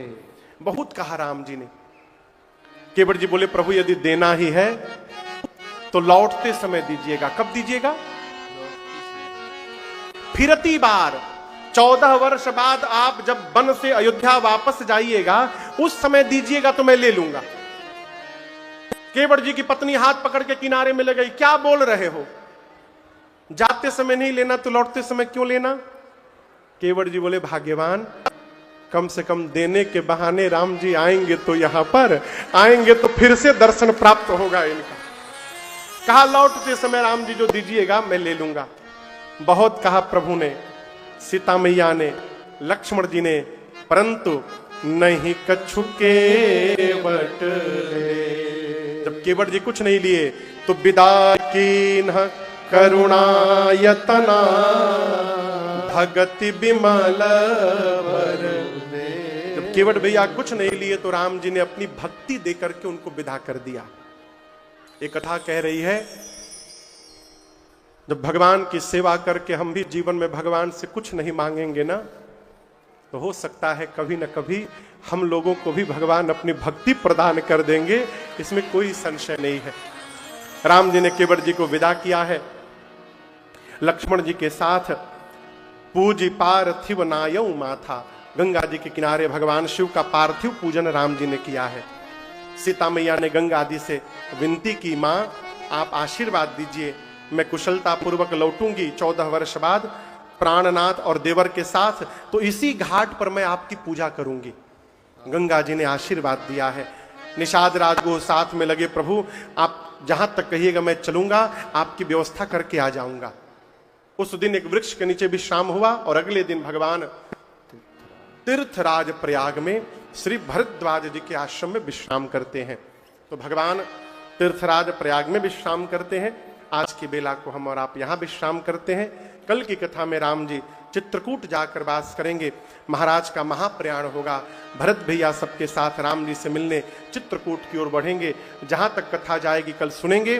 तब तक के लिए हरे रामा रामा राम सीता राम राम राम, हरे रामा राम राम सीता राम राम राम, हरे रामा राम राम सीता राम राम राम, हरे रामा राम राम सीता राम राम राम, हरे रामा राम राम सीता राम राम राम, हरे रामा राम राम सीता राम राम राम, सीता राम राम राम सीता राम राम राम। सभी लोग अपने दोनों हाथ ऊपर उठावें और एक साथ कहें, हरे राम राम राम हरे हरे, हरे कृष्ण कृष्ण कृष्ण हरे हरे। कथा विसर्जन आज की, प्रभु शंभुनाथ हनुमान, राम लखन श्री जानकी, सदा करो कल्याण। सियावर रामचंद्र भगवान की जय, बाल कृष्ण भगवान की जय, उमापति महादेव की जय, श्री हनुमान जी महाराज की जय, आज के आनंद की जय। जय जय श्री सीताराम। नमः पार्वती पतये हर हर महादेव।